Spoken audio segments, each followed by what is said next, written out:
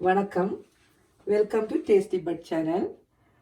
இன்றைக்கு இந்த சேனலில் நான் உங்களுக்கு செஞ்சு காட்ட போகிறது வந்து என்னென்னு சொன்னால், ஒரு ஹெல்த்தியான டிஷ்ஷோடு தான் வந்திருக்கிறேன். அதைத்தான் செஞ்சு காட்ட போகிறேன். என்னென்று சொன்னால், எல்லாருக்குமே தெரிஞ்ச ஒரு இலை தான் முருங்கை இலை. இந்த முருங்கை இலையில் தான் ஒரு ஸ்பெஷல் வரை ஒன்று செஞ்சு காட்டலாம்னு வந்திருக்கிறேன். என்னென்று சொன்னால், இந்த முருங்கை இலை வந்து நல்ல உங்களுக்கு தெரியும், மருத்துவ குணம் நிறைஞ்சது, நல்ல சத்து மிக்கது. இந்த உலகத்தில் எல்லா இடத்துலையும் எல்லா நாடுகள்லையுமே இப்போ இது வந்து அங்கீகரிக்கப்பட்டிருக்குது இந்த இலை. அதனால் இந்த இலையை இன்றைக்கு சமைக்கலாம்னு வந்திருக்கேன். இப்போ நான் உங்களுக்கு இந்த முருங்கை இலை வர செய்கிறதுக்கு என்னென்ன பொருட்கள் தேவைன்றதை சொல்கிறேன். பாருங்கள், இது வந்து முருங்கை இலை வந்து 100 கிராம் வந்து நான் கழுவி சுத்தம் பண்ணி அரிஞ்சு வச்சுருக்கேன் சின்ன சின்ன பீஸாக. ஏன் அரிஞ்சு வச்சுருக்கிறேன்னு சொன்னால், இதை முழுசாக போட்டு நாங்கள் வர செய்யும் பொழுது கட்டி பற்ற பார்க்கும். அதுக்காக நான் வந்து அந்த கட்டி பத்தாமல் இருக்கணுமென்று அரிஞ்சு வச்சுருக்கிறேன். அடுத்தது இதுக்கு தேவையானது வந்து செத்தல் மிளகாய் எடுத்துருக்கிறேன். ஒரு 7 செத்தல் மிளகாய் எடுத்து வெட்டி விதை நீக்கி வச்சிருக்கிறேன். அடுத்தது 5 இறால் எடுத்து வச்சிருக்கிறேன். இது வந்து 100 கிராமுக்கு வந்திருக்குது இந்த இறால். 5 இறால் எடுத்து வச்சிருக்கிறேன். அடுத்தது 1/2 டீஸ்பூன் வந்து சின்ன சீரகமும் 1/4 டீஸ்பூன் மிளகும் எடுத்துருக்கிறேன். இது ஆப்ஷனல் தான். இது நல்ல உடம்புக்கு இந்த ஜீரணத்துக்கெல்லாம் இது நல்ல இந்த இலை வந்து கொஞ்சம் ஜீரணிக்கிறது கஷ்டம் தானே, அதுக்காக நான் எடுத்து வச்சிருக்கிறேன் இது போடுறதுக்கு. அடுத்தது வந்து ஒரு பெரிய வெங்காயம் எடுத்து வெட்டி வச்சிருக்கிறேன். 4 டேபிள் ஸ்பூன் வந்து தேங்காய் பூ எடுத்துருக்கிறேன், ஃப்ரெஷ் தேங்காய் பூ. அடுத்தது மஞ்சள் ஒரு 1/4 டீஸ்பூன் அளவுக்கு போடலாம். உப்பும் ஒரு 1/2 டீஸ்பூன் எடுத்துருக்கேன், பார்த்து போடுவோம். எண்ணெய் வந்து 1 டேபிள் ஸ்பூன் ஆயில் நான் விட போகிறேன், இதுக்கு ஒலிவ் ஆயில். இப்போ நாங்கள் செய்முறை எப்படி செய்கிறதுன்னு பார்க்கலாம். இதுக்கு நான் என்ன செஞ்சுருக்கிறேன், அடுப்பை ஓன் பண்ணிவிட்டு மண் சட்டி எடுத்துருக்கிறேன். வர செய்கிறதுக்கு மண் சட்டி எடுத்துட்டு அதில் என்ன செய்யணும்டா, இப்போ நான் வந்து இந்த இறாலை தூக்கி போடுறேன். இதில் 5 இறால் இருக்குது, நான் தூக்கி போட்டுட்டு இதில் இப்போ 3 டேபிள் ஸ்பூன் வந்து தண்ணி விட போகிறேன். 3 டேபிள் ஸ்பூன் தண்ணி விட்டுட்டு இப்போ நாங்கள் இந்த செத்தல் மிளகாயை இதுக்குள்ள போடுவோம்.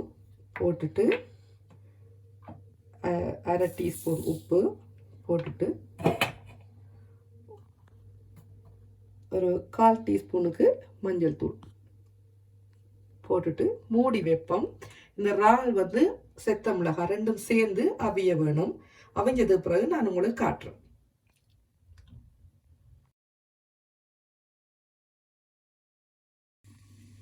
ஓகே, இப்போ 2 நிமிஷம் ஆயிட்டுது.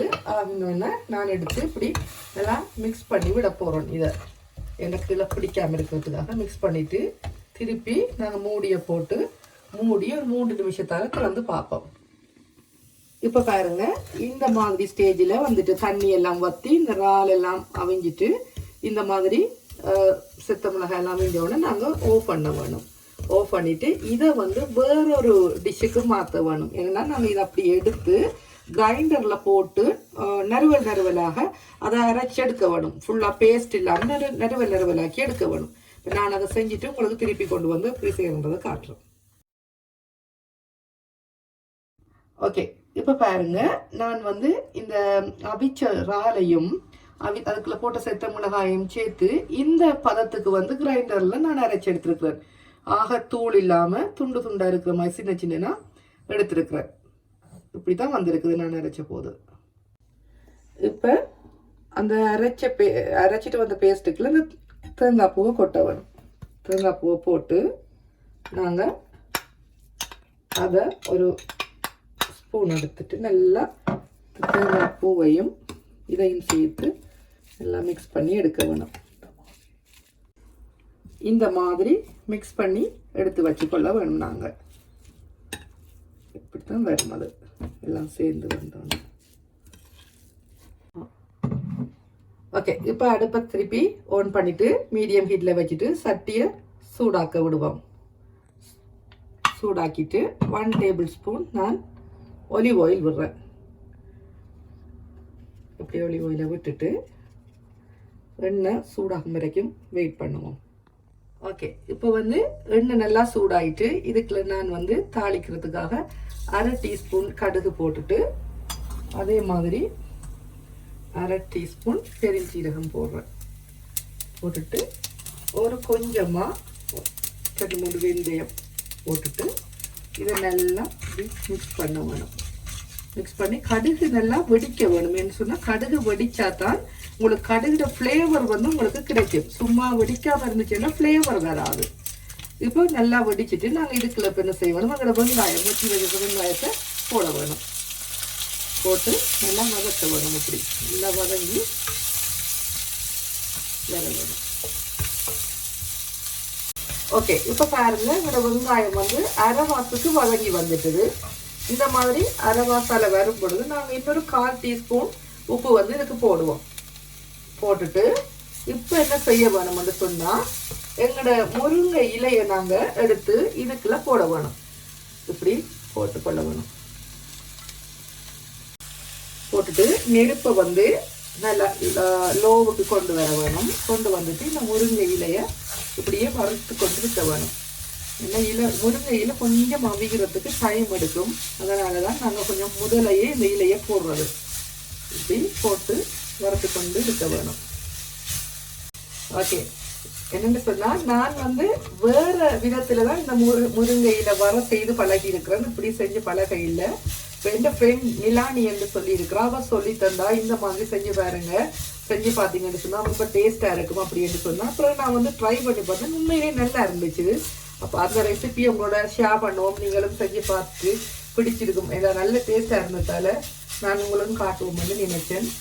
செஞ்சு பார்த்துட்டு கமெண்ட்ஸில் சொல்லுங்கள் எப்படி இருக்குன்னு சொல்லி. ஓகே, இந்த ஸ்டேஜில் நாங்கள் அந்த மிக்ஸ் பண்ணி வச்சுருக்கிற இறால், தேங்காய் பூ எல்லாத்தையும் இதுக்குள்ள சேர்ப்போம். சேர்த்துட்டு அதையும் சேர்த்து நல்லா மிக்ஸ் பண்ணுவோம். நல்லா தேங்காய் பூ வந்து கொஞ்சம் பச்சை இருக்கும் தானே, அது கொஞ்சம் அவிஞ்சா சரி. மற்றபடி எல்லாம் முன்னாடி அவிஞ்சது தானே, அதனால் கன நேரம் வைக்க தேவையில்லை.